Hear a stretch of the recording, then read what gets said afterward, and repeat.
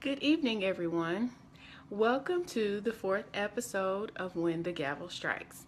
My name is Cherie Morris. I am a licensed practicing attorney. I am licensed in Alabama, Georgia, and Mississippi. I have my own firm, the Law Office of Cherie Morris, LLC. I have been practicing for 4 years, and my primary practice areas are personal injury and family law. Tonight's episode, we're going to talk about child support. I have gotten some questions, a lot of inquiries about child support over the last couple of weeks, and I wanted to discuss and just briefly talk about some things that some people may know, some that you may not know. And tonight I've outlined 6 topics that I want to talk about. And if you have any questions, feel free to jump in. I'm watching live, so if you have any questions, go ahead and feel free to type them in and I'll answer them as I see them. So to begin, I want to talk about how to establish child support. So in order to establish child support, you must have a petition with the court. Now that can be done either through child support enforcement, or you can have a private attorney, or you can do it yourself if you are savvy and you know how to maneuver the legal field. So the first thing that you look at in a child support petition is whether or not the father has legitimated the child. And in order to do that, there's 2 ways. The first way is having the father sign an acknowledgement of paternity. That is usually done at the hospital when the child is born, if the father is not married to the mother. So that paperwork is at the hospital in the birth certificate office, and it's usually something very simple, something very quick, not anything that you have to go through the court to do. The other thing is called legitimation. So a legitimation suit is basically where you petition the court to say, as the father, I am this child's father. I want this child to have my last name. I want the child to inherit through me, and vice versa. And that way you can go ahead and establish custody, visitation, support, all those things. So that's how you begin the child support petition. And the second thing is, how much do fathers or absent parents have to pay for child support? So that varies. In Alabama, it is based on the average adjusted income of both parents. So what that means is both parents will submit their adjusted income, and the adjusted income is your income after taxes. So it's your take-home pay. So both parents will submit that to the court. They will take an average of what that number is, and that determines how much your child support is. In Georgia, it's a little different. In Georgia, they have what's called a child support worksheet.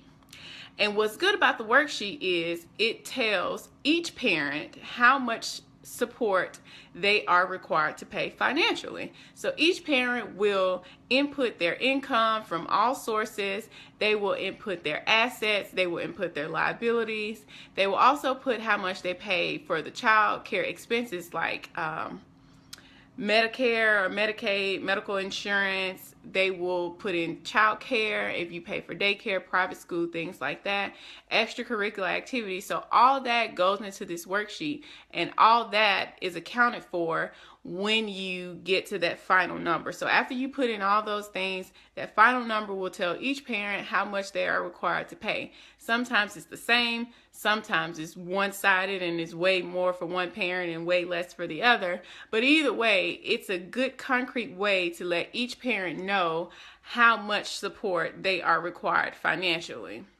So, and I tend to like the way Georgia does it because it gives the disgruntled parent, maybe the parent who has to pay child support, that ability to see exactly how child support is calculated and where they could do some things differently. So, for example, we have something called deviations. So, if, say, the father is the one who has to pay child support. So if the father has agreed to pay for child care, or has already been paying for child care, or carries the child on their insurance, then a father will get that amount deducted from his portion of child support.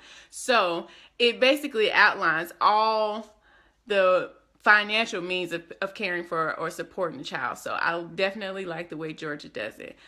In Mississippi, it's very blanket, so it's based upon a percentage of your income. So for example, if you have one child in Mississippi, your child support is going to be 17% of your income, and that percentage goes up based upon the amount of children you have, and I think too it goes up to 24%.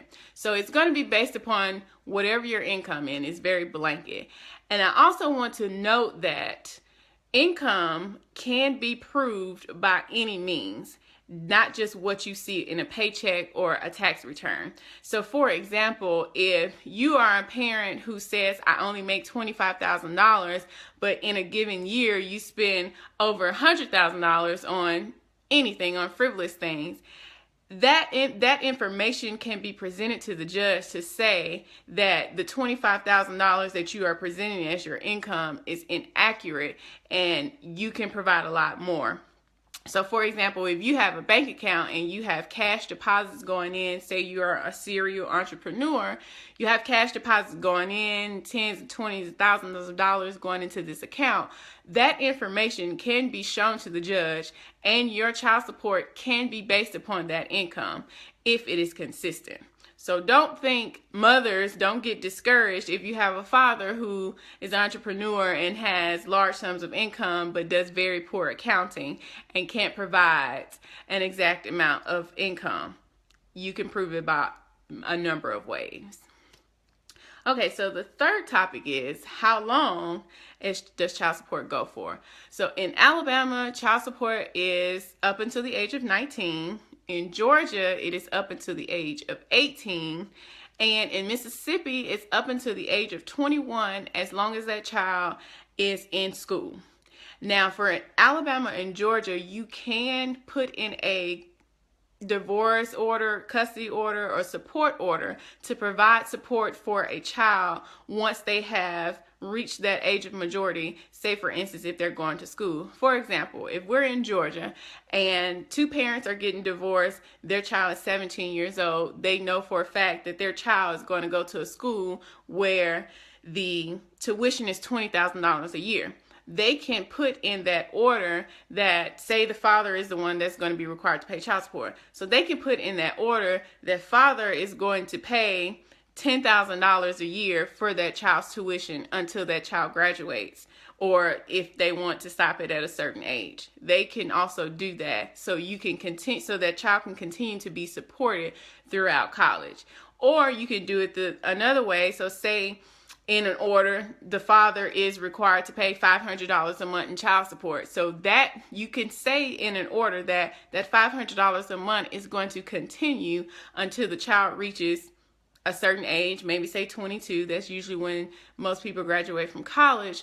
Or you can say that $500 a month will continue as long as the child is in school until they graduate. And you can say that, that the support will go to the child directly in a bank account or whatever. You can put that specific language in an order to make sure that the child is continuing to be supported throughout college, so they just don't get cut off. Okay, so the fourth topic is back child support. So I've gotten a lot of questions about if and when someone can get back child support. So in Alabama, when you file a petition for child support, you can get up to 2 years prior to the date of filing in back child support. So say you file for child support January 1st, 2016, you can go back 2 years to January 1st, 2014 and get all of that support from that date. In Mississippi, it's 1 year, so you go back to 2015 and you get all that support. In Georgia, it's a little different. So in Georgia, what happens is you can get support based upon the amount of expenses you have incurred.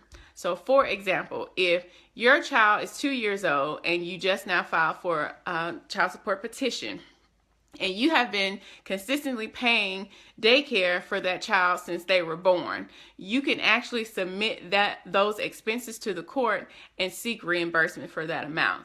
And it could be if your child is 5 years old, as long as you have evidence and documentation to present to the court that you have incurred these expenses, you can get that reimbursement back from the absent parent. So don't think that just because there is no law that says you only get 1 year, 2 years, or whatever, that you can't get reimbursement for back child support. It's just going to be how much you can demonstrate to the court that you have expended for child rearing. So if you are in a situation where you're going to have to get child support and you may need to get back child support, keep good records. Keep all of your receipts. Make sure you have documentations of all the money and finances that you are spending on child rearing. So the fifth topic. Okay, so I get this question a lot. So how does child custody or visitation affect child support? The simple answer is it really does not. So even if you see your child once a month or you see your child 10 times a month, the child support does not change. If you don't see your child at all, it still doesn't change. You are required by law to financially provide for your child. So it is up to you to make sure that you establish a relationship with your child if you want that relationship. And don't think that just because you go to court to get a child support order that you're automatically going to get visitation or you're going to get some sort of custody. You have to actively ask for that. So I've seen a lot of fathers where they say, well, I just go to court all the time and all they ask me to do is pay child support, but I never get to see my child. Maybe you are dealing with a disgruntled mother. So what you want to do is go through the court to make sure that you have all of your ducks in a row and you have it on paper to say, I want to see my child X amount of times a month. And you go and ask for that and you demonstrate to the judge why you want that, why you deserve it, and that you can actually make those plans feasible. So don't think that just because you pay child support or that you go to court for child support that you're just not going to get to see your kid. You have to actually actively ask for your kid and be involved in your child's life in order to do so. As a quick note, there is a time where child support will not be ordered, but that is if both parents share joint physical and legal custody. And what that looks like in real life is if two parents live in close proximity to each other. In Georgia, they have to be in the same school district. They can share physical custody of the child. So, for example, the child may be with the mother for 1 week, and then it may be with the father the second week, and they can rotate weeks. Or you can be with the mother Monday through Wednesday, and then the father the rest of the week. So that's what joint physical custody looks like. And that's the only time where child support may not be awarded, is if both parents share the physical custodial time of the child. So the last thing is what happens if the non-custodial parent does not pay child support. Most people know this. You will go to jail.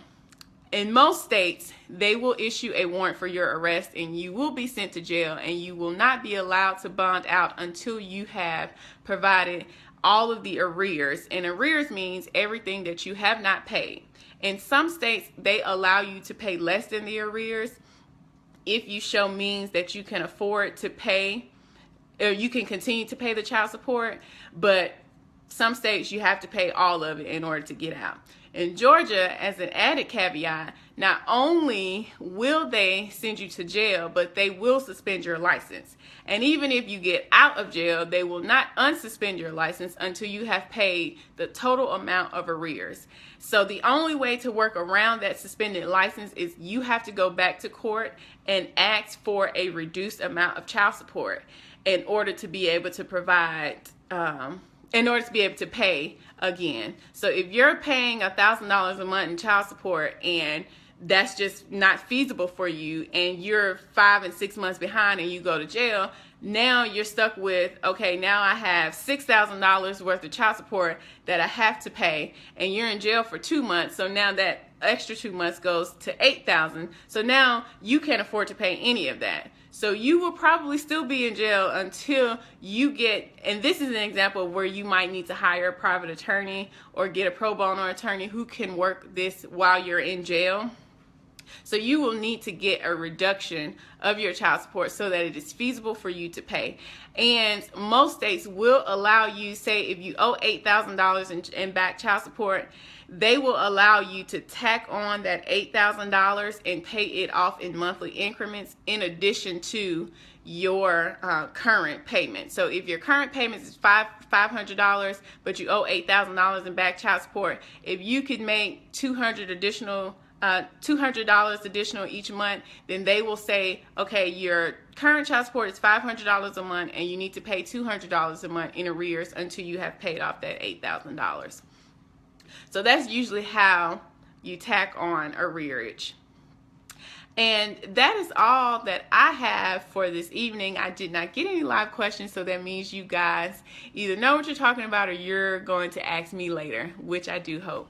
If you want to know more information, my website is www.cherieMorrisLaw.com.